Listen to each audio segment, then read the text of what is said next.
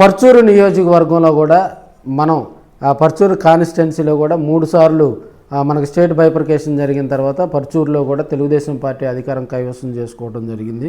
So అక్కడ ఇన్ఛార్జిగా వెళ్ళటానికి కూడా ఎవరు ధైర్యం చేయలేకపోవడం కూడా కొంత ఇబ్బందికర పరిస్థితులు అయితే వైసీపీకి ఉన్నాయి.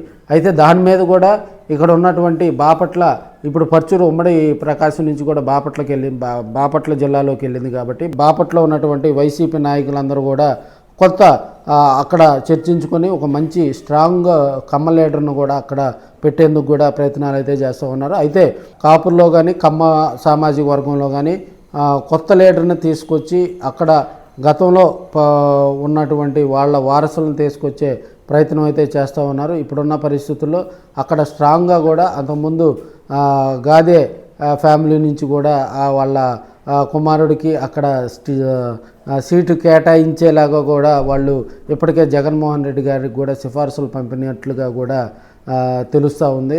సో ఆయన అంతకుముందు కూడా పర్చూరు కాన్స్టిట్యున్సీలో ఎమ్మెల్యేగా చేసినటువంటి సందర్భాలు ఉన్నాయి.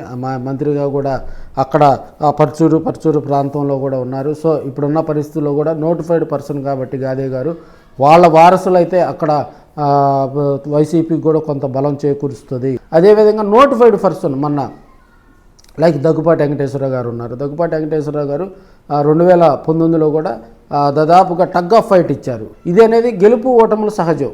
ఒక టగ్ ఆఫ్ ఫైట్ ఇచ్చేటువంటి లీడర్ని అక్కడ తీసుకురావాలని చెప్పి కూడా వైసీపీ కూడా కృషి చేస్తూ ఉంది. సో దగ్గుపాటి ఫ్యామిలీ అంతా కూడా బీజేపీ, దగ్గుపాటి ఫ్యామిలీ ఇప్పుడున్న పరిస్థితుల్లో కూడా రాజకీయాలపై అంత ఆసక్తిగా లేదు. పురంధేశ్వర్ గారు కూడా బీజేపీలో ఉన్నారు. వాళ్ళు ఏదో కేంద్ర మంత్రిగా కూడా వాళ్ళు ట్రై చేస్తున్న సందర్భంలో కూడా ఇప్పుడు గాదే ఫ్యామిలీ నుంచి కూడా ఒక స్ట్రాంగ్ లీడర్ని అక్కడికి తీసుకొచ్చి అక్కడ ఉన్నటువంటి లోకల్గా ఉన్నటువంటి వాళ్ళందరినీ కూడా పరిచయం చేసి రాబోయే రోజుల్లో కూడా వైసీపీని పర్చూరు నియోజకవర్గంలో కూడా స్ట్రాంగ్గా చేయాలని కూడా వైసీపీ అధిష్టానం అయితే ప్రయత్నం చేస్తుందని కూడా మనకు కొంత సమాచారం అయితే ఉంది.